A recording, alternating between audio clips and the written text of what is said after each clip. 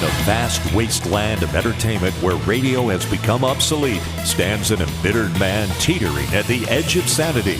With help from radio friends, he's about to embark on a global mission that would change the course of history as we know it. Broadcasting live from the secret studios on the banks of the Brandywine River in Delaware is Mitchell K.C. Hill. And up to the Great White North in Vancouver is Alexander Knight. Yo! Here we are, live and in full color on YouTube, live, episode 7. And, I'm just not sure that in the copy that precedes this, teetering is a strange word. It sounds like we're sort of like weebles. Weebles wobble, but they don't fall down. Anyhow, that's kind of how we're going. This is a fun thing. We're up to 7 episodes, and I think Alexander said that when you get to 13, you've made it. You've actually broken the statistics. You're allowed to be on much longer. So we want to welcome our live YouTube audience, and we encourage them to ask questions in the chat. And for those that are on the podcast, we can make a record of your commentary and bring it up. And no, I don't think I look like Chevy Chase. I think that was a question somebody put in there. I used to look like Chevy Chase, but maybe Chevy Chase used to look like Chevy Chase too. So anyhow, it's fun reaching out. We're getting to the point where we do have a lot of people that are listening to our actual podcast. In fact, I want to thank Thelman Blevins for sending me a platter of strange brownies, and the note attached to it says, "Eat these on 420." So I don't know what the significance of 420. What's the significance of 420, Alex? Do you have any idea? Well, if you're into smoking marijuana, then that would be, I believe that's what it is. Thank God I didn't smoke them. I just ate them. So this is going to be an interesting show because, oh, wait a minute, I forgot to identify myself. I'm Mitchell Hill. I am the angriest DJ, and Alexander is my understudy for being the next angry DJ, should I pass on at any time. And Alexander, it's up to you to take a bow and say hi to everybody. Yeah, good to be back here for episode 7. Thanks, Mitch.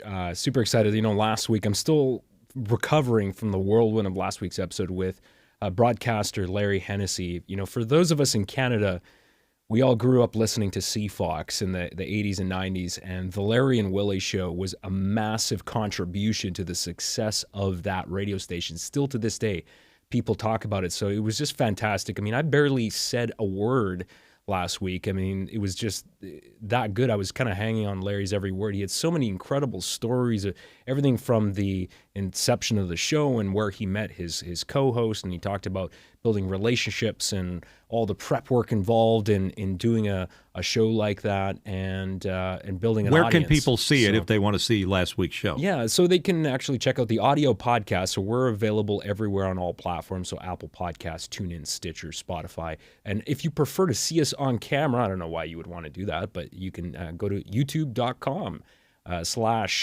The Last Angry DJ, and you can watch the show every Sunday at 2 p.m. Pacific Standard Time. That's where you can watch the video. Well, that's good. And before I let it go too far, Alexander is the producer of the show and my trusty and helpful co-host. He's the glue that keeps it all going together, because without that, it would just be pure anarchy. Things would just go crazy. The world would spin out of control. But anyhow, one of the great things that we get to do on this program is talk to people in the industry about what it is that they do and how it relates to or doesn't relate to The Last Angry DJ. We'd like to talk about media and broadcast and things like that. And our guest here with us today is Mark Giuliani, a good friend and co-guy on Office Hours. Tell us a little bit about what you're doing these days, Mark. Well, thanks, Mitch and Alexander. It's good to be here as a guest on your 7th episode. And I run a little company called the Talk of Delmarva. We're 2 signals in Delaware. And it's WGMD, which has been around for 40 plus years now. We started in 1980. And WUSX, which is a new station that we acquired about 2 years ago. And we have the Talk of Delmarva, which is broadcasting from 5 a.m. until noon, live and local, and then from 3 p.m. to 6 p.m. live and local. And we're really a station that's built about the community. So we have a lot of call-ins from the community. We talk about a lot of subjects, some of which are politics and all kinds of things like that. So community service, education. And what makes you interesting is that we talk about all the time. We talk about the big players that own scads of radio stations like iHeart and Entercom and whatever they're called now, Audacity. And there's a lot of people like yourself that are running small groups of stations in smaller markets that continue to find that they have relevancy where the big guys aren't. Because all the big guys I just mentioned, most of them have some kind of financial difficulty either now or moving forward, and yet you don't. So I guess the main question we have for you is obviously that you have a passion for broadcasting. Why do you think a small mom pop operation like yours is relevant in today's world? Well, that's a very good question. I don't know much about the big businesses. We're not the big business, but it seems to me that you've got several different companies that run 80 plus stations, some of which run over 1,000 stations. And they have tried to make the business so efficient that they had to keep the costs down, that they lose sense of community because they really are trying to use the same programming over the entire country. So you're And saying they have a cookie cutter mentality that if it works here in Boston, Mass, we're going to replicate that in Chicago and L.A. and Kansas or wherever it happened to be?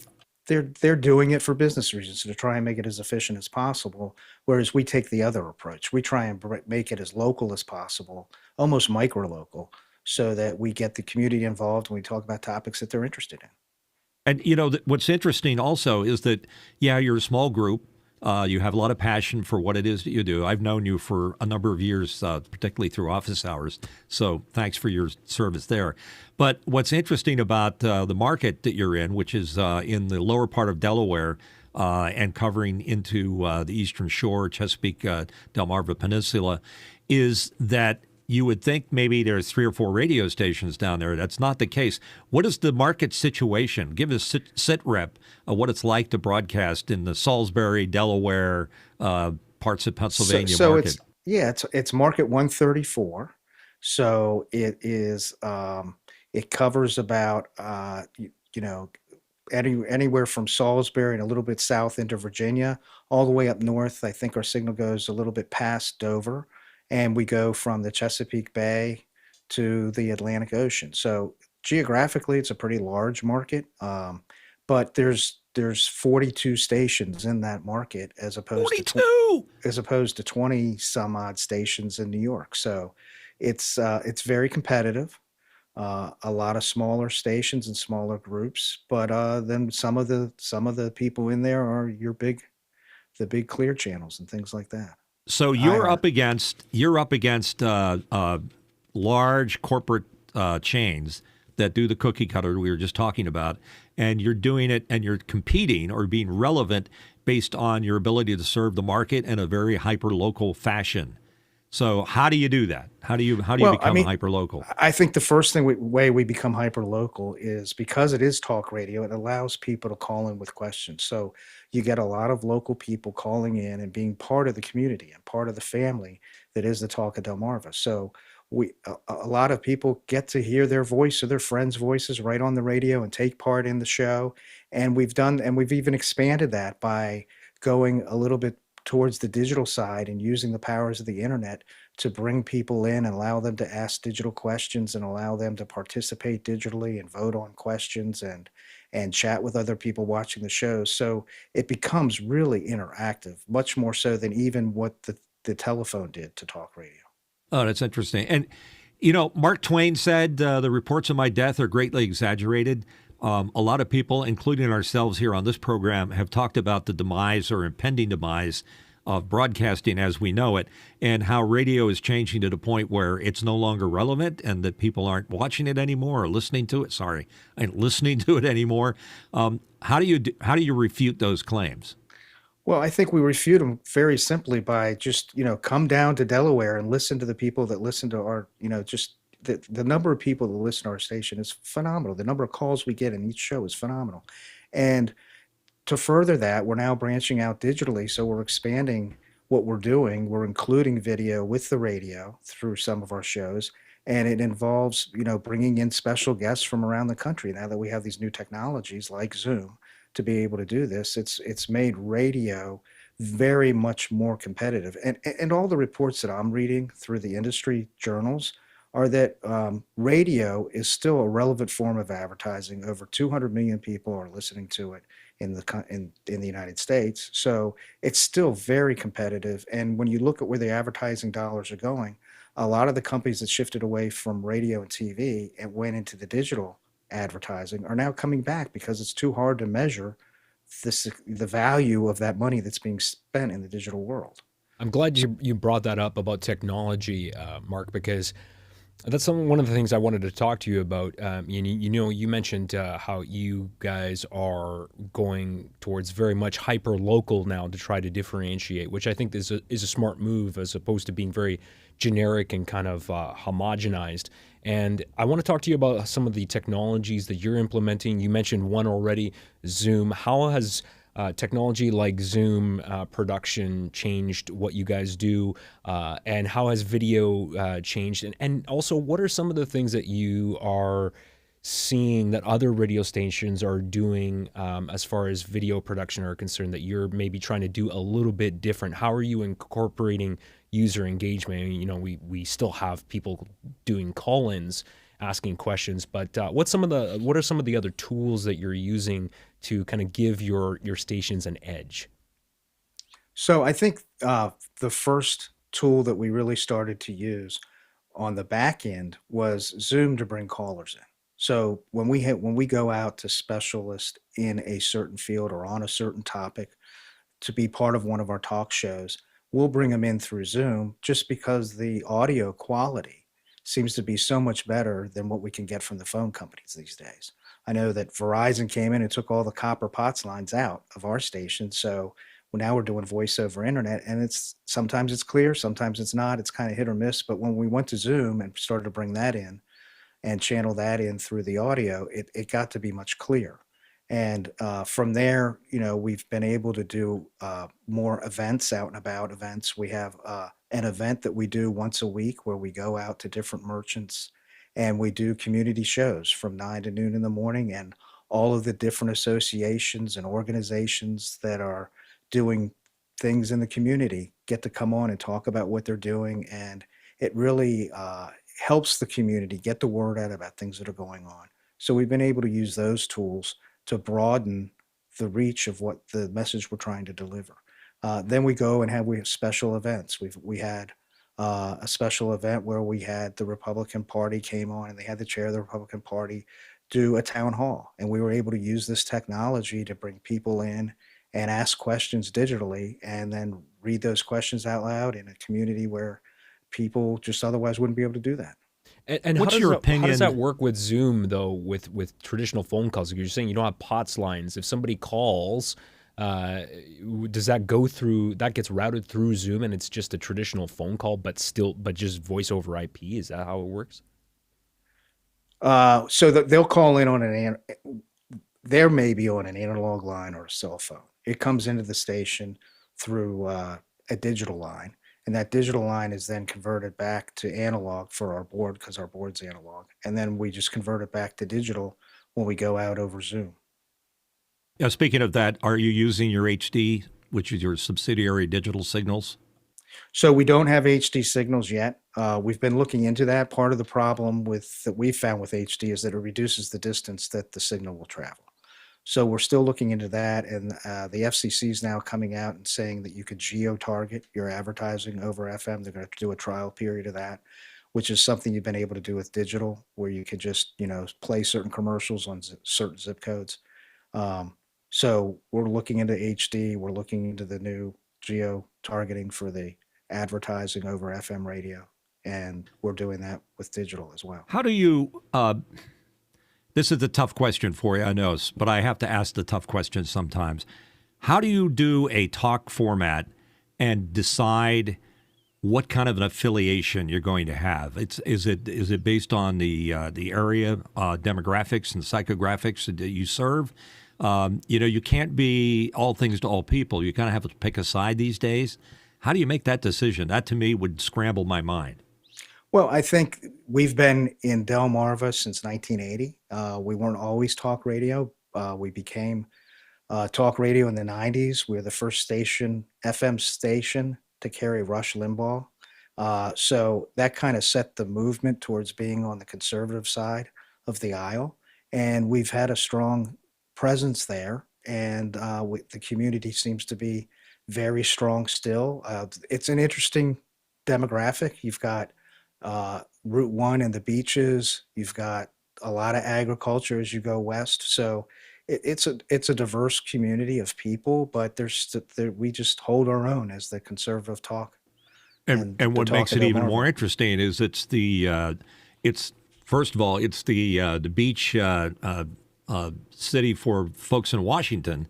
Right. When they finish their weekend, they come to Rehoboth. Usually, that's like it's a big city. So there's a giant contingent of people from all over Washington that are there. And so happens that the president of the United States has a home in Henlopen Acres out there. So you got the president there. So there's a lot of political influence going on in a very small market called Rehoboth Beach, Delaware, and beyond. The that you nation's have. summertime capital. Exactly. That's what I was trying to And remember. President what Biden's house is in the North Shores, just north of Henlopen Acres. I just used to go there to drink a lot and party with everybody, but that was the '80s, so things have changed a little bit. I don't get down there. They used to call me the Duke of Dewey, by the way. The Duke of I don't know. Dewey. The Duke of Dewey Beach. Dewey Beach is a small town south of Rehoboth, and yes, well within your listening area. And it would destroy any of my future political career if people knew half the stuff that I did. I was quite a gangster back in those days. But speaking of that, how do you deal with personalities taking on a bigger role in when you have a station that's trying somebody out? Let's say that you just got some person that happens to be a good conservative talker, and they get hugely popular. How do you deal with that? Because there's a certain, dance that you have to do with them. How do you manage those people? Well, I have to say the people that are part of the family of the Talk at Delmarva are pretty level-headed, and they are passionate about doing this. So we're very fortunate in that the people we have as announcers, Mike Bradley and Jake Smith and MJ Powell and Max Power, are all very level-headed people. They're very passionate about what they do. They're passionate about the community. And so fortunately, we haven't had too much of that problem. I guess if we do, we'll have to put a second leaf and call it a French door for the front door. But So, are you making money at it? I mean, are you making it a go? I know you're passionate about doing broadcasting, but sometimes it's a labor of love that you have to funnel money. It's like owning a boat. The only two good times you like it is when you bought it and then when you sell it. How do you deal with that? well, I have a radio station, so I don't have any boats. But we love doing it, and it's holding its own. It's doing well. We're growing, and we're able to try out new techniques and test things, and it's fun. We're partnering up with other businesses to help businesses brand and develop websites and go out into different forms of media.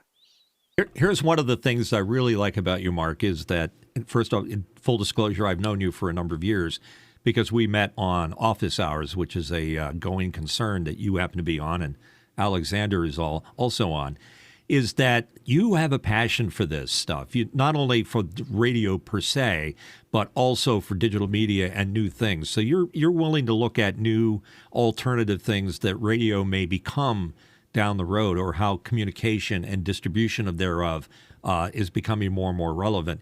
I have a lot of respect for that. And how do you maintain your interest in all of those areas all at the same time? Well, it's not hard when you have a passion for it. It's, in the 60s, I would have been a gearhead. So it's nothing that isn't anything I love. So it's just about the passion and moving forward and running things so that the community benefits from it, so that you're helping people out, and that's where you get the smile. Well, essentially, that's the reason people are given licenses in markets, is that you're supposed to serve the interest of the community. But I'm not saying this is you, but I'm just saying in reality, it doesn't always work out that way. A lot of people buy licenses in order to make money. They want to literally print money out and buy their boats so they can waste their time in something else. But you're not doing that, No. and you may or may not, or you certainly are, especially if you're doing what you're saying you're doing, serving the interest of the community. For example, up here in northern Delaware, at the other end of the state, we have only 2 FM stations in the state, which is far less than you have in a much smaller marketplace down in Rehoboth and Dewey and Fenwick and so on. One of the 2 stations I used to work at, I used to do the morning drive show there. And then the other one, which was our main competition, just got sold by Beasley Broadcast to a religious organization. So they're basically a chess piece that's been taken off the board. They're serving their own interest. They're not necessarily serving the public interest. They're doing their thing for religion, which is fine. That's their thing. They bought it. They have the right to do that. But now we only have really one FM station in northern Delaware. It kind of messes with the equation here a little bit as far as competition goes. So they're up against nobody else except maybe the Philadelphia market, and they're also up against the new competition, and that's what I want to talk about next with you. What is the new competition for radio? Is it satellite radio? Is it internet radio? Is it podcast? How do you see things stacking up in the competition side? Well, I don't really think it's satellite radio. I know everybody has FM, but the numbers that I've seen, or XM and Sirius, but the numbers that I've seen are that they are including in their listeners the free demos that they give out when you buy a new car. So once you take those numbers out of that, it's not a lot of listeners on that platform, first of all. Second of all, that platform really doesn't tell you what's going on locally. There's no real local weather, local news. So it's not something that people in a smaller community have a lot of interest in. And furthermore, it's not going to be about both. And one of the benefits that we have been able to do programming wise is we've been able to bring the local news in with the national news. So even though we're local and we have a lot of local listeners, the topics don't necessarily need to be local. And when something big is going on nationally, the topic switches to national topics. And we've been very fortunate that it's a well-known station, a well-known platform, has a great reputation, and a lot of people come in that are national. You'll see them on the national markets, and they'll come in and act and be special guests on our shows. Yeah, it's interesting you say that about satellite radio, because I think way back when, and I can barely remember it, when the FCC determined that there was going to be 2 competing satellite channels that they were going to auction off. One of them was Sirius and the other was XM. And it was supposed to become the Walkman of broadcasting in the sense that it would cover coast to coast their signal. For example, if you were a truck driver, you could travel from East Coast to West Coast and still be listening to the same show. And that was relevant to satellite radio. But a lot has changed in the marketplace out there since those licenses were offered. And I think that they've had a bit of a hard go at making themselves relevant. And in fact, I think Sirius and XM are now one and the same. They merged together. They merged together. So you don't really see that the talk station on Sirius XM competes with your hyper-local format in Rehoboth Beach. No, and that's why we've chosen to stay local. In fact, when we bought the second station, we could have very easily put music on that, but we decided, no, let's keep it local. Let's keep our live and local shows local. But then when we bring in syndicated people for the hours that we have syndication, let's offer choice. So let's have, instead of just having one and simulcasting, let's have 2 and have them both on different stations. So you have the choice. You could just turn the dial to the other show. And up here. Oh, go ahead. And I was just going to say, and so we've been able to reach even a broader market because we can do 2 different signals simultaneously. When I was on the air up here working at a music station, it was WSTW, and I did a program called Mitch in the Morning, which was a morning show. This was decades ago, okay? So let's get that straight. I always thought that a lot of the population here in the northern part of the state would go to the beaches on the weekends during the summer, and that they should take a little bit of what they liked up here down there with them. So I did my best as a personality to do things relevant down at the beaches, just to show people that I was, with them, and I would broadcast from the locals' grottos in Right. Rehoboth, or go to Dewey Beach and do a Mitch's Dewey Beach Blast or whatever. Can you still do that? Or Oh, is yeah, that yeah. Let me tell you some of the things that have changed. We used to be out in the middle of cornfields. Now we're out in the middle of housing developments.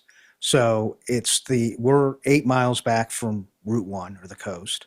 And what used to be all cornfields when I was a little kid going into the beach have now started to become developments.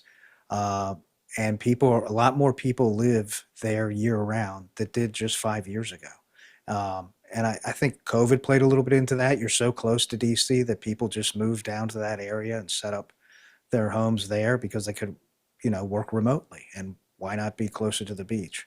So that's been a huge change in kind of the atmosphere that it is down there. But yes, we're still doing a lot of remotes. We still go out and about, and we're with the try and be out in the community as much as possible. And what about yeah? advertising? Do you do targeted Facebook ads? I mean, what's your strategy for getting new listeners, especially younger ones, because that's always a challenge now.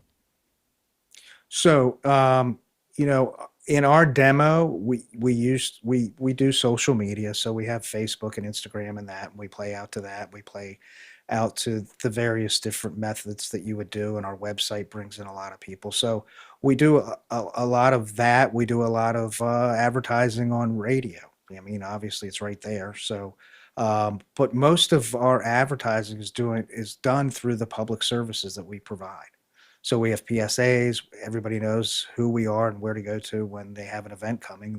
We'll put it on the web page that we have, and we'll play it on the radio for them when we don't have ad schedule. I would suggest, and here's where we can be hypothetical here, and this isn't. If we talk about something that's hypothetical, it doesn't mean that Mark has some secret plan to do this. So if any other radio stations in his market, which would be a smart thing to do, is to listen to this interview. It's all hypothetical, so we can experiment. Why wouldn't you cover both bases and do one station, your talk format, and maybe another one of them doing something musically that's interesting, specifically to people that are in a resort town?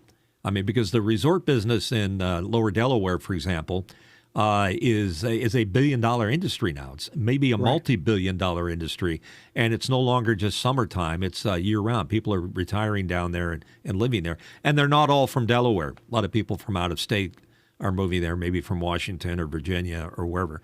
You're a Washington resident too. I think you're bi-coastal, by whatever the heck it is. So my point is there some wheat there to be harvested in the music side? We have looked at the music side, and it sounds to me as if Walt Palmer paid you to say that, we may want to try and change one of the signals. Walt is his engineer and partner down there. And so, there's been a lot of talk about why do we have two news signals in one market? And to me, it makes the most sense. We're already set up. We're doing one. It seems so much more efficient. We may grow to do music later on. We may, take that signal, make it HD since its tower's in the center of the peninsula, and put a second, signal on that as music. Right now, we're focused on making the news talk the best we can make it.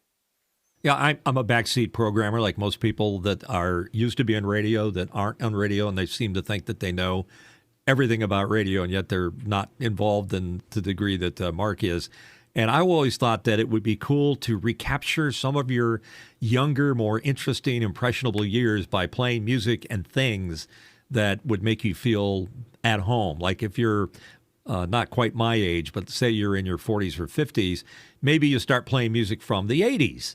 Right. And a lot of them have very fond memories of hanging out in Rehoboth and Dewey in the 80s. So you might recycle some of the personalities that were around back then. Do you think that's something that people would respond to, something that brings them back to those times? We have 42 stations in the market, and I would venture to say 99% of the stations by license are music. So it's a very crowded field.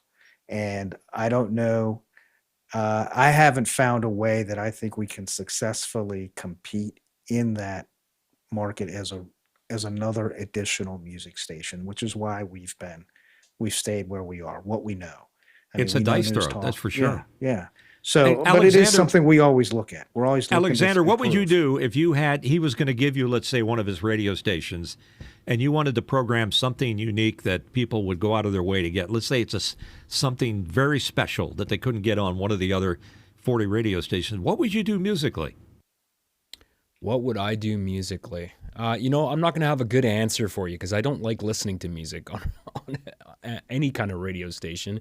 And that's mainly because I just find that I'm an audiophile snob and the audio quality isn't there for me. And I'm sure I'm not the only one that feels that way. But yeah, it's mainly due to the audio quality. So I wouldn't be the right person to ask for that. I don't know if I could really be a good music programmer. And also, I'm very much out of touch with a lot of modern day music. I know I'm younger than you guys, but I don't listen to a ton of newer music, current pop and rock bands that are out right now. I listen to a lot of older stuff that. I listen to some newer stuff, but a lot of the artists that I listen to have been around for 40, 50, 60 years. So I listen to a lot of older artists. So you're saying that you don't think you're for you or a good no, answer but for see, you. I think you're exactly the kind of person that should be asked that question because you don't know. And you don't know until you've heard it. So like the way Steve Jobs did his job, he said, well, people really don't know what they want until I tell them. And then when I show it to them, they go, ooh, an iPhone. That's kind of cool. Or an iPad or an iPod or whatever the case may be. So maybe you have, I think somebody out there has some secret sauce, some secret format that musically would make people want to tune into it or go out of their way to hear it, maybe via personality or music. One thing, this actually just prompted me to think about something because I think, and this is not terrestrial radio per se, but I think what Apple is doing with Apple Radio is pretty cool. And I could see myself, I think I would probably enjoy curating because I love heavy metal music. So I could see myself doing a station on Apple's streaming service, which would be a lot higher quality, and curate that, and then talk about some of the artists and talk about a little bit of music history and that sort of stuff. So I think I'm not that far off from what you're asking me, but I think just because I'm a technology person, the technology behind what Apple does and streaming would be a lot higher quality. And that's, for me, that's something that I would much rather listen to because I think there is a lot of value in having someone curate music and having someone like just last week when we had Larry Hennessy on. I mean, his show that he's doing on Jack FM right now where he's playing stuff from his own vinyl record collection and talking about it. I think there's something incredibly valuable hearing somebody who knows a lot about music history that you don't know and maybe who could introduce you to new bands that you don't know. And I think that's very valuable. So one of the things that we do is for local coverage, we have the Rehoboth Foodie who comes on our station from 2 to 4 on Saturdays. And what he does, he's a great music fan, used to have a recording studio.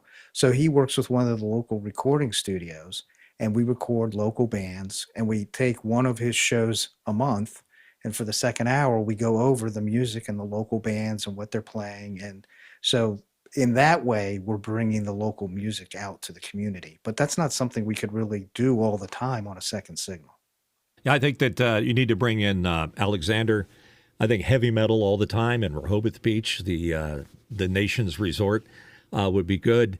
And for those that don't like it, I've got the perfect slogan for you. Here you go. Stand by, Alex. Write this down. If it's too loud, you're too old.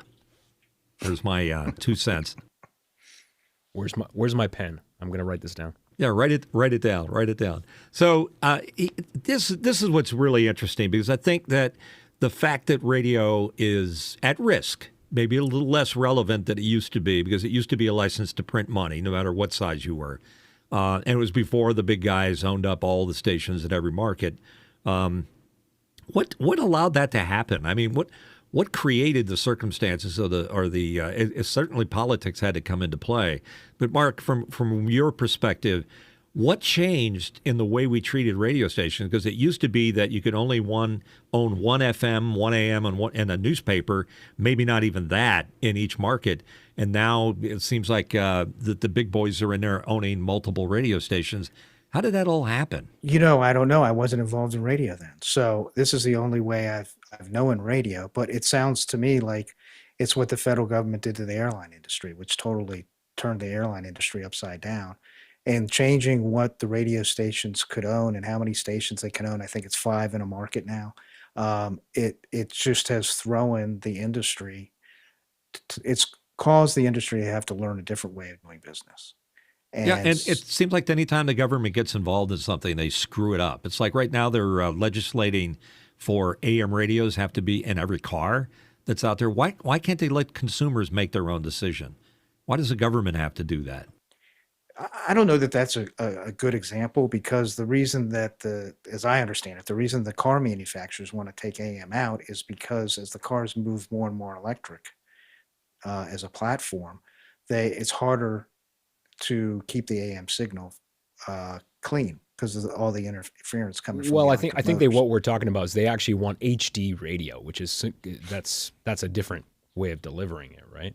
Is it HD radio? Is that over the air, or isn't that wouldn't that be over satellite?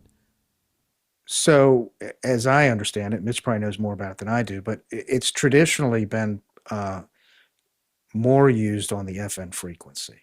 It's all used on the FM. Well, there is AM that's out there that they're starting to come out with, and the FCC is doing research on. But for the most part, when you hear HD radio and you see multiple platforms on a single station's number, it's FM frequency. So yeah, it's Alexander. Answer your question too. Add to what Mark just said. It's in band, meaning that the FM subcarrier is part of the analog signal that's out there, and your radios automatically go to it. In fact, most cars, if you're listening to your local FM station, is probably tuned to your HD1 digital signal, which is a rebroadcast of what's going on in the analog signal. And they're designed to switch between the analog and the digital depending upon the quality of the signal they're receiving. So if you're ever listening to an FM station and all of a sudden it goes totally out of sync, meaning all of a sudden it sounds like there's a bad edit and it jumped somewhere, means that it's out of sync, and the technical people need to work on that. But there's a lot of talk about providing an alternative, maybe all digital AM, because as Mark pointed out, it's very hard to listen to AM radio now because everything, lights, transformers, switching power supplies, every device that plugs into the wall is causing noise and dirties up the reception. So it's very hard to hear AM radio today. Used to be that we could tell when a thunderstorm was coming because we could hear the crashes in static, like, and we could tell, a thunderstorm's coming. That was all that was out there. But AM's got that problem, and now they're experimenting with doing two things. One is providing an in-band digital alternative. It's being tested right now. In fact, it's on the air right now in some cities, including Washington. And the other is they're providing translator, which are lower-powered regional FM frequencies to the AM station so that they could broadcast on that. But to me, that's a Band-Aid on a problem that eventually is going to get ripped off and causing problems. Again, when the government gets involved with the legislating how all these things work, they generally screw it up. Mark? Well, let me say that one of the reasons why there's a movement to try and keep the AM stations alive, not only have a lot of people invested a lot of money in those licenses and that equipment, but also it's part of the emergency broadcast system. So you have the most efficient way to reach the largest number of people in an emergency is through radio.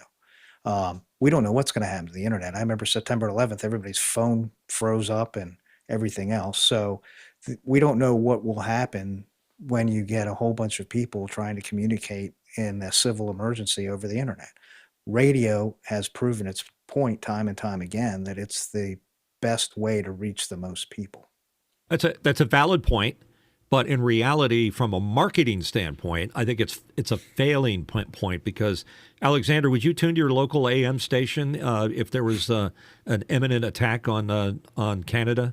Oh yeah. with missiles coming in? Oh Would yeah. that be where No, you would go, or would you go to your iPhone? I would, well, if I was in my car, I mean, first of all, because I have to commute to work every day and it's a decent drive.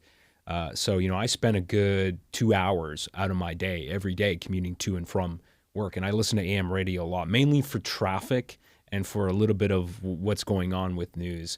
I'm probably in the minority in my generation. I mean, I'm 41, and I think a lot of people now are using their phones and they're looking at news on their phones. And I still do that. I do that a lot too. But when I'm in my car, I do, whether it's podcasts or radio, I'm listening to one or the other. And I still do listen to AM radio a lot for talk radio specifically. I do enjoy it. So I guess if I was in my car, yeah, of course I would be listening to it. But yeah, I can't look at my phone at all times. So I think there's a place for radio. I think you're right. If something happens to our infrastructure, which, let's face it, it's amazing how some of this stuff seems to work. I just realized my camera's not on. It's amazing how some of this stuff still works because the amount of sheer complexity in our systems, and yes, we have redundancy, but I just feel like if something were serious to happen to our power grid too, we're going to have a lot of problems. So I think things like terrestrial radio, ham radio has a place where modern technology, when the internet stops working, we're going to need to go somewhere else for emergency announcements. So I think it's still valuable. So when the giant asteroid strikes the Earth, the only thing that's going to be available is old radio on AM band. We're all hams. We're with gonna your have hand to be cranked ham AM operators. station. Yeah. Maybe the I'll have ham a chance to radios get back will on the air when the apocalypse happens. Like I can get my shot. Hey, welcome to Mitch in the Morning on Apocalypse One. Do something brand new. So it's very interesting that all of these technologies are battling it out for content or delivery systems. I think it's about it's about distribution too. And by the way, I want to plug a guest coming up on a next week program. Distribution is what radio used to be, and it used to be a lot about the relationship that it had with the music industry, because people used to listen to radio to be able to hear the latest music that's out. No longer the case.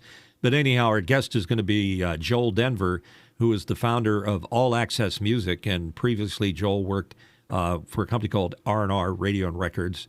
Bill Hamilton, I think was his name, who had started that. It's a very interesting thing that's happened as radio has morphed into what it is today, and also its relationship with the music companies. So tune in next week when we have Joel on. He's going to be able to talk directly about this. He's probably one of the ultimate authorities upon the relationship that radio has had or will have with the music industry. So that's Joel Denver next week on Sunday's show when it comes on, and we'll talk about music. But we're interested in all kinds of media, and we're interested in the technology. What do you think is the one thing, Mark, that could be done to instantly make radio relevant? What is the one thing that could be done today? Well, you're saying it's irrelevant. I think it's reaching a point where people think it's less and less relevant. I don't think so. I think it's all about the quality of the programming. And if you have good programming, people aren't going to care what media you're using to get that programming out. I think what's important about radio is utilizing all of these new digital tools to point you back to the radio. So to utilize social media to tell what's coming up, to have good talent that does its homework and puts forth a good show, and then you utilize the website as the digital tools that we're starting to use them for to create the interactivity between the show, the radio, and then because 90% of communication is nonverbal, try and do what we're doing right here on this show, is show people's faces and expressions and bring that part to radio. You might not be able to see it when you're in a car driving, but then when you get home, you can watch it on your iPhone or your Android phone or whatever. Watch it on the big TV. What do you do on WGMD, for example, to be more connected to the internet and the World Wide Web? Well, I think one of the things that we're doing is, so Saturdays for the community, we have a law show where people can call in and ask legal questions to lawyers. It goes from noon to 2.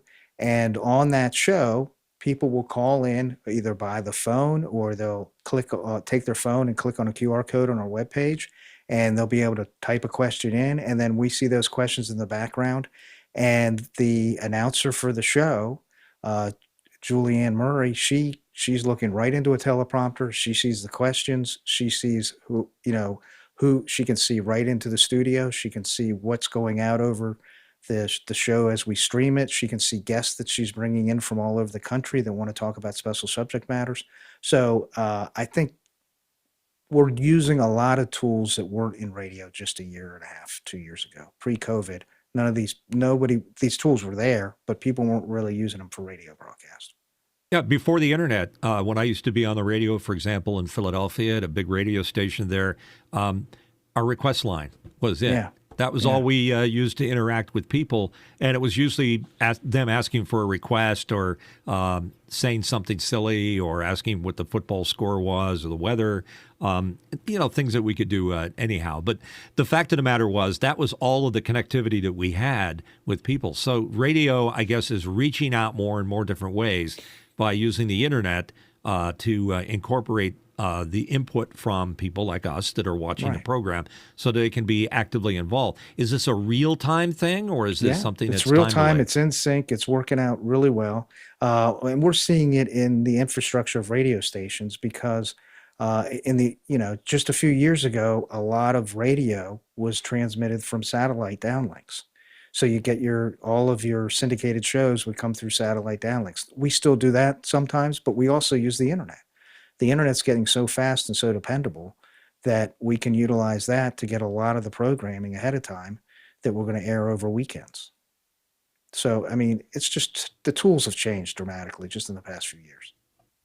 Yeah, and it's really interesting to hear you talk about how you use technology to, especially the video component. I mean, you're talking about you've got your talent on a teleprompter making direct eye contact. I mean, that is something I don't see every radio station I've seen, and I haven't watched yours, but I've watched a lot of people try and fail miserably at video, and they do this old school broadcasting thing where they do the side profile and all I'm seeing is this, and they've got these big microphone booms and massive microphones hanging in front of their faces, and it's the video is an afterthought, and it sounds like you're trying to make it something else. And I'm sure over the last 3 years through the course of the pandemic, your contribution to being on officehours.global, that other show that you're on, I mean, would you say that it's fair that your production techniques have changed and you've tried to make it something other than what everybody else is doing?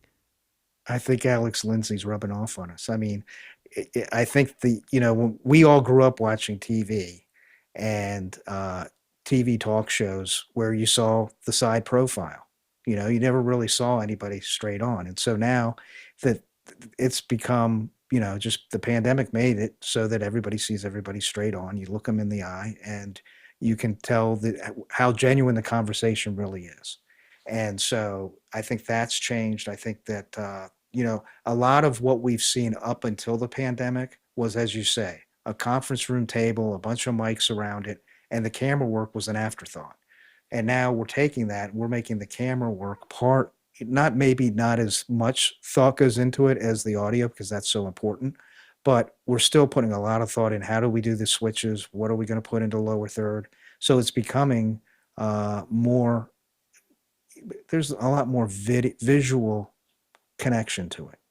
All three of us have had experience being on and still are on officehours.global. And let's plug them for a second because Office Hours is a program that a lot of us learned about those things that you're just talking about, making eye contact, having good video, great sound, a nice background, excellent connectivity, and a lot of props go out to Alexander and Alex Lindsay for making that happen. I had 3 years there, and I learned quite a bit, even this old curmudgeon-y radio guy, about how to do this better. And Alex also invented a program called Mukana, which provides connectivity between the people watching and asking questions, and the ability and the continuity, I think is probably the best word to use, of how that presented itself. Do you see using any of those technologies, Mark, to improve radio as we know it? We are using them right now, and we have been fortunate enough that Alex is using us for research and development in radio. How can he transform Mukana, which was a product developed for large events, into something to be used for radio? So, we've been having debriefs on things that we'd like to see a little bit different than the way it gets utilized in office hours. But it's been a huge success for us, especially in events, not so much in radio on a weekly show or a daily show, because radio to some people is still passive. You have it on while you're doing something else. So you're out in the car, you're out in the garage working on a car, you've got the radio in the background. It's not something that you're actively involved in. But to a lot of people in our demo, they are actively involved with radio, and Mukana just makes it all the easier. And we found that when we do special events, we really get a lot of people coming into Mukana and asking the questions and chatting with each other. Alexander, could you explain what Mukana is for the people that don't understand it, other than it's a strange name? Yeah, sure. So it's a question and answer application. So it's a way of basically fielding questions from your listeners. I believe there's voting capabilities in there as well, and it's basically a really great way to organize all of that interaction, and also especially when you have large panels. We're talking 3, 4, 5, 6, more than 10 people. How do you corral all those people so they're not stepping over each other? I mean, you hear this all the time too in podcasts too. I mean, even you and I, Mitch, sometimes we step over each other. But it allows a virtual way to raise your hand, so you get put into a queue, and it's just a super clean way to be able to give everyone their opportunity to actually speak. So, and I haven't seen any other tools quite like that. So it's good to hear that Mark, that you're having a lot of success with that. And actually, Mark, on that note too, do you find that a lot of other friends in the industry, radio stations, are knocking on your door? They're interested in the production level that you're putting out and saying, like, how are you doing all of this? We really haven't communicated that much with the competition, we'll say. So, but going back to it, from the perspective of a listener or now a viewer, what's so nice about it is you get to watch the show, you get to ask the questions, you get to vote on people's questions that they've asked, up or down, and you get to chat with the other people that are within the listening or the viewing community, and have a discussion about, hey, what do you think this question's really about? It's not clear to me, that kind of thing. So it makes it all the more interactive than just a one-on-one conversation with an announcer when you're calling into a radio show. Now you can have a dialogue with all the other listeners, and that's really building a community base. And you have active and passive participation, because radio, again, like you said, is something you can do something else. You can drive a car, you can even watch TV or cook a meal and still be listening and hooked into radio. You don't actively have to be on the internet and asking questions. But the questions that do get answered or asked by people that are actively involved are able to be part of the entertainment, part of the content. But to that point, let's say you're passively listening and you're out in the garage working on something or out playing golf or whatever, and you're listening, you can go to the website and click, and boom, you're right inside Mukana asking a question. So it's you can still participate on a somewhat passive basis, which makes my golf swing can be improved with a plug-in ear set. I could be talking to your golf pro, doing a show from Rehoboth Country Club. Say, Mitch, you're throwing your elbow out. Let me write that down. Yeah, exactly. Get like on the spot information. Go ahead, Alex. Yeah, and Mark, are you using any other tools to build communities? A lot of us these days now use Discord. I know a lot of podcasters are using Discord.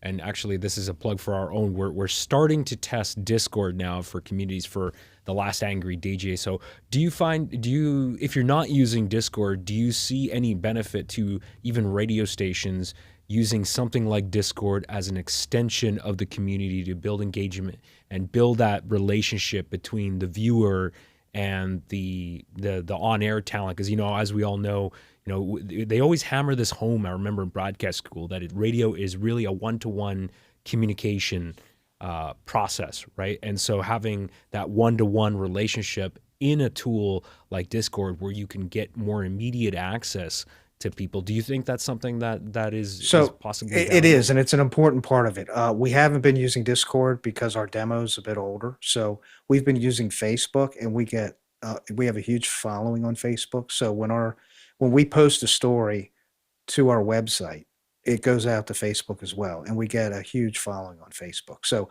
it's very important. As we said together, this is about using all the tools you can and pointing them back to the station. And whether, soon enough we'll use Discord. There's only so many hours in a day to really figure out how we're going to use it, though. But yeah, it's real important to use as many different ways of communication that you can. Yeah, we found Facebook not to work great on doing this live broadcast.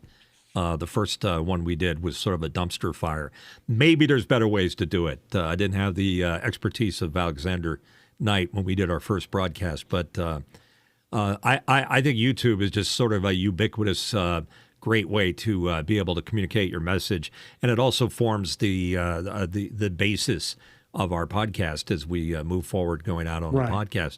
What's the next thing? Well, I mean, I think, to go back to some of the tools we're using. So when we do the shows that we stream them out to embed to a site that allows us to embed them into our website. We'll use Zoom ISO, which I know you guys know what it is, but it allows you to bring in different participants through Zoom, and then it allows you to isolate their video and their audio and put it through TV switching equipment, for lack of a better word. So that we can control what people see on the screen, and we can do a 2-up, a 3-up, a 4-up. We can have lower thirds. We can do everything that is what you see on cable TV. I want to, excuse me, clear my throat. I want to jump back a little bit to the comment that Alexander made about the quality of radio broadcasting. The quality of radio broadcasting can be just fine. The problem is that a number of things are conspiring to make it sound bad. And I don't mean just for music, but also for audio. There's a thing called the loudness wars that we'll talk about in future programs, that the loudest guy on the dial wins the battle. I don't think that's necessarily valid, but it seems to be something that they constantly do. They process and compress and squeeze all that audio into such a narrow channel of dynamic range that it becomes very fatiguing to listen to over a period of time. And then the record companies caught on, and they started doing that to their mastering process for mastering hit songs. If you put like a current song, let's a Taylor Swift song, and you put it on a audio workstation, it's going to look like a giant bar. There's no peaks and valleys. It's just a big squashed bar of audio. So what can we do to clean up the quality of broadcasting? Because I think Alexander's point is well taken, but where do you start? Do you give up on the battle of loudness, or do you encourage the record companies to get it together? You need to have Walt Palmer on as one of your guests, because he can go through all of that and what he does and how he processes the signal. But in terms of loudness, yeah, we're not a platform that wants to be the shock jock. So it is political. It does get loud, but we prefer, at least I prefer, my personal taste is not to have the shock jock approach, is to have something with more reasoning and allowing both sides to communicate why they believe what they believe, and then have a discussion about it. Alexander? Yeah, and we'll talk about this more in the future too, and I won't get too much in the weeds with this, but I'm not a broadcast engineer, but I've talked to a handful of them here in Vancouver, and I know that that actually has been changing. There's been a concerted effort at music stations specifically to change the way audio is processed so that there is more dynamics. Now, there is actually a way to actually get loudness without completely destroying dynamics as well, and some of that is helped by the current types of FM broadcast hardware processors that are out there on the market from Telos Alliance and whatnot. There's a bunch of them out there now. So it requires good engineering skills in combination with hardware. And I think that mindset is changing now. And we're actually seeing that too in the mastering process as well with even with vinyl records and CDs. They're becoming less and less compressed. So things are changing. Mitch? Yeah, I'd like to get a very good friend of mine and probably the godfather of audio processing on radio. His name is Frank Foti. Frank's claim to fame was taking the Z100 in New York from worst to first. And Frank is also the chairman of the board at Telos Alliance, which has Omnia and all that Axia goodness that you were talking about, looking at it, NAB, Mark. Frank would be the man to talk to, because he could cry the woes on, he could make it better, but his customer base doesn't necessarily want it better. But they have all kinds of cool gadgets, and again, we'll make it a future show. But to Alexander's point, they even have a thing called Stereo Tool that has a natural declipper. They're literally going in and unclipping the music that the record companies are sending and deprocessing them so they have more dynamic range. I think all these things are fascinating. And with the quality of broadcasting that's available right now, there's really nothing limited unless you want to run music on an AM station. That would be an issue. Would you buy an AM station today, Mark? I don't know. It would depend on the situation. Really would. I mean, if somebody we're gave FM, you an AM radio station, would you take it? I might put an FM translator on it. Ah, you wouldn't be able to do it around here because all the frequency availabilities are gone. But maybe down your neck of the woods, yeah, perhaps we could do that. But you mentioned NAB. What's interesting about NAB, the two things that's the National Association of Broadcasters. It's a big convention. Go ahead, buddy. They just had their convention in Las Vegas, and the things that I noticed the most were everybody was trying to bring AI into their product line or their service line. The other thing was Dante spoken here. Saw a ton of signs that say Dante spoken here. So more and more equipment is starting to use that as a form of technology to get signals from here to there. Yeah, and for the point that he's bringing up about Dante, it's just one of the many services that is able to take a analog signal, digitize it, and place it on an IP network, very much like packets.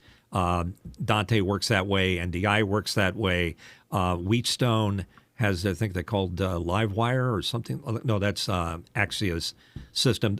All of them have some type of IP-based It's all built off of a standard. I think it's AEC 256 or something where I wish. They all have proprietary standards. Right. But AES 67, which I think you're referring to, they're trying to incorporate that. Again, a very highbrow technical discussion for another gathering.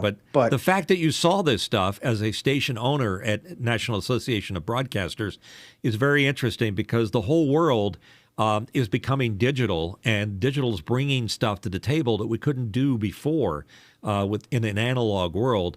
And AI is a very interesting point that you bring up, because as a voiceover guy, which I do on the side, and as a radio announcer, DJ, AI turns me off to a large degree, because I think it's going to replace a lot of jobs. Mine is just one of them. A lot of other people are going to lose their jobs over AI. And I think the people that you were talking about earlier that were trying to be more efficient at the big stations or the big networks are going to love the idea of AI, because now I won't have to have all this talent. I can have AI Bob do morning shows from coast to coast at all my stations. And it's getting to the point, I'll admit, that it's starting to sound pretty darn natural in terms of its presentation. It's only a matter of time. But I think you're going to see it in the processing. You were just talking about the processing of the signal and whether it's too much or not. And I think you're going to see AI go in and listen to a track and get the track where you want it. So I think that part of it is going to benefit the radio industry. I'm not convinced that having a bunch of AI voices is going to improve radio that much.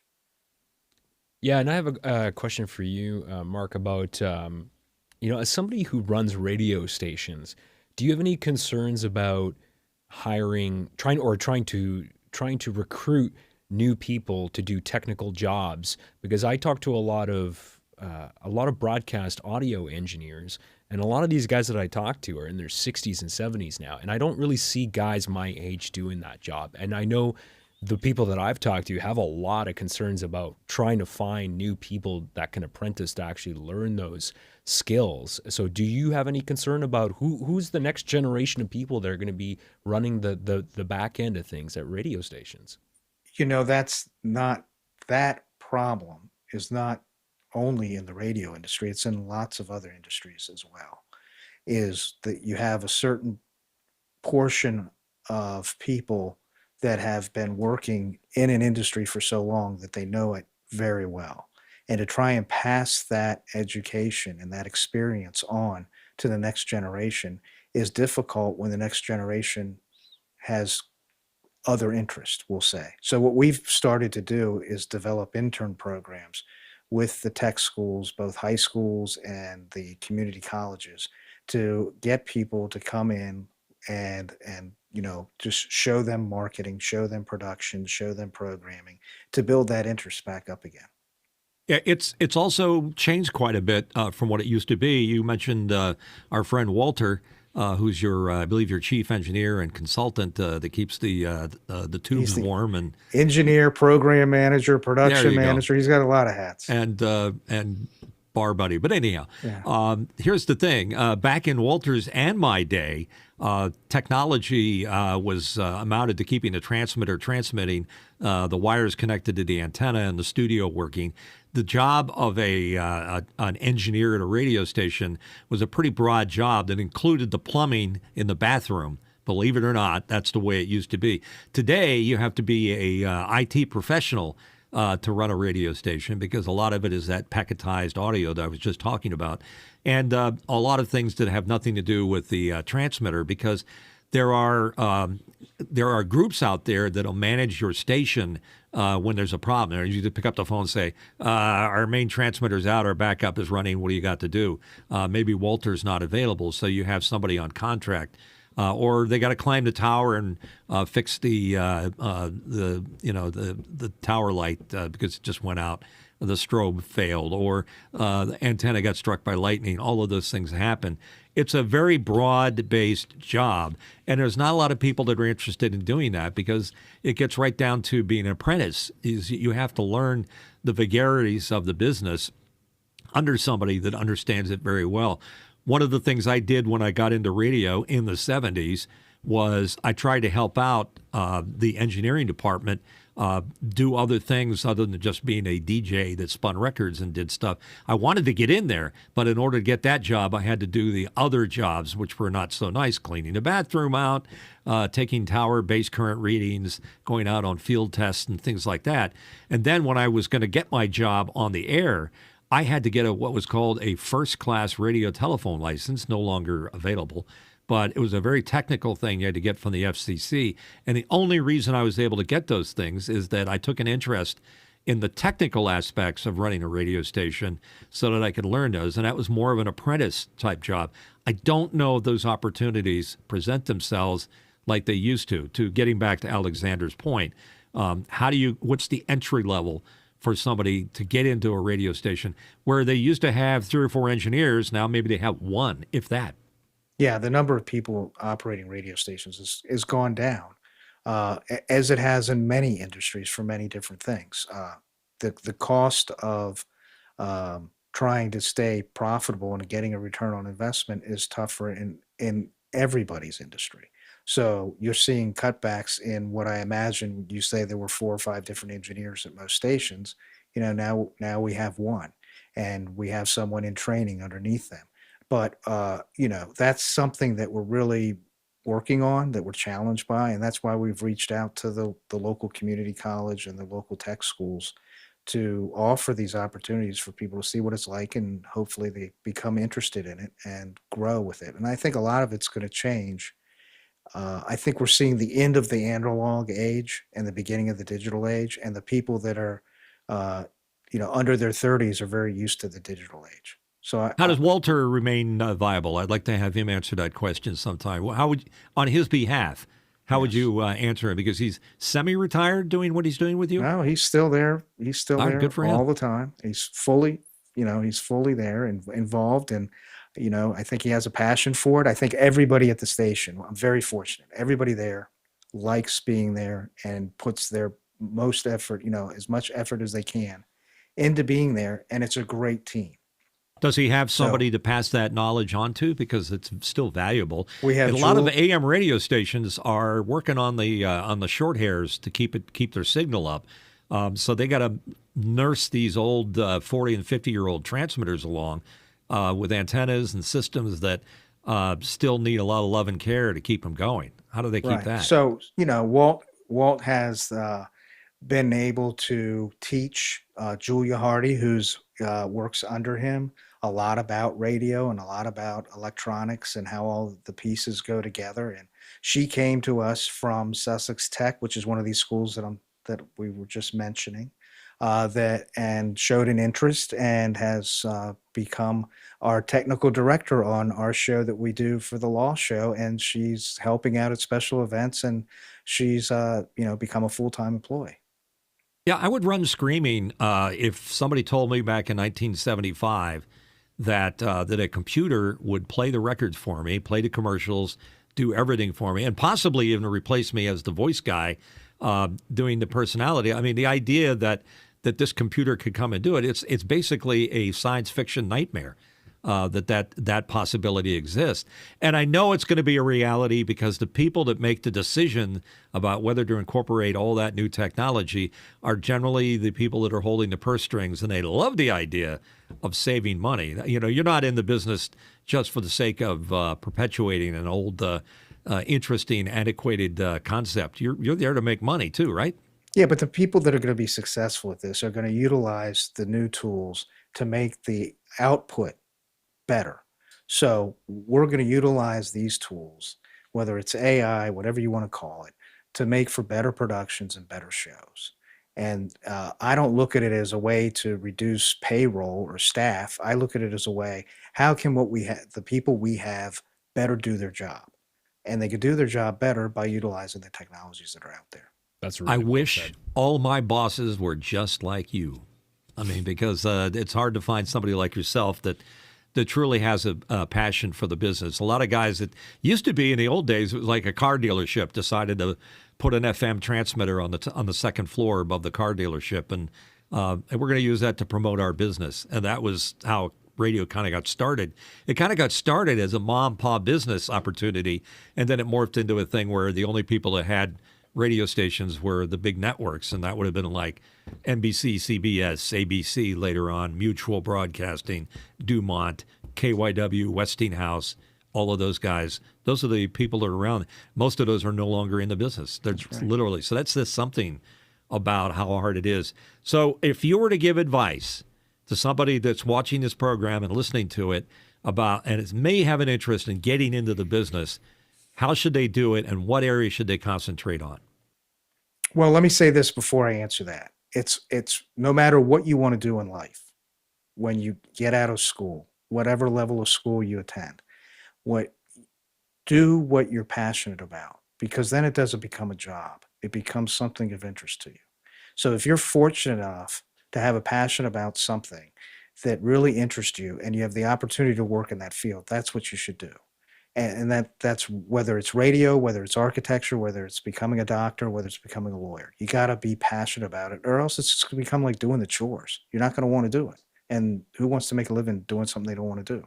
So I think that's the first thing. The second thing about getting into radio is do what we've always heard everybody who's in radio say. Just, volunteer to do something and hang around. And once people see you have a passion for it, they'll figure out a way to bring you into the team. It's all about team. It's all about having a group of people that really want to be there. Because as soon as you get somebody involved that doesn't want to be there, that's like poison setting in. So you want to keep the team happy. You want to keep the team doing what they want to do. In a sense, it's a little bit of the old-fashioned way of doing business, is that you have to get in at some level and apprentice your way up to where you want to go. And it was one thing that I tried to learn when I had an opportunity to go to college at a good college, Syracuse University, the Annenberg Communications, and I chose not to, and I had to bring that news to my folks. And my dad asked me, "Well, why do you want to do that?" And I said, "Because I can get a job at the local top 40 radio station with no experience right now. I don't have to go to college to get that opportunity, and I'll learn more by doing than anything else." So I did that, and I did follow my passion, as you suggest, and it's very rewarding until you're 69 years old, like I am right now, and you're interested in getting back into the radio business, and everybody thinks, "Oh, you're too old. You can't do that. You don't know anything about the current stuff, the technology, being on the air. Your musical tastes are outdated." So But if want you to have do a passion podcast. for it, you'll continue learning. I'll continue to learn. I'm learning just Yeah. by doing this podcast Right. with Alexander. Is it's an opportunity to talk to people like yourself, who I like very much because I recognize that passion and that makes it interesting. So we've had a great chat here. We have a lot of folks that are starting to smash that subscribe button. Thank you very much for doing that. I know we're not supposed to beg for that, but now I found that after you've done 7 podcast, you start begging for all kinds of things like, please hit the button because we need you more and more every day. But at least we do it towards the end of the program. How do people reach out to us, Alexander, and let their voices be heard? How do they do that?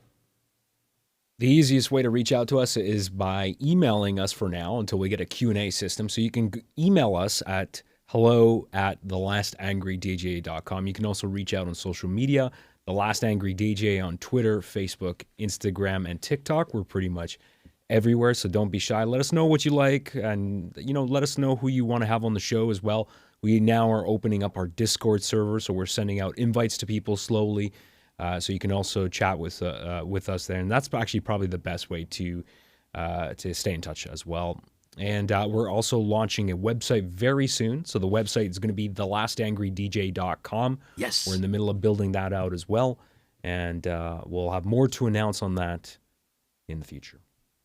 And all of that stuff that Alexander just mentioned, he is the one that makes all that happen. I don't know how to do all those things. I mean, I'll learn it eventually. I think Mark has a better idea than I do about having a webcast and chat rooms and podcast and websites and programming JavaScript and WordPress. It's enough to make my head explode, and maybe it will someday on the show.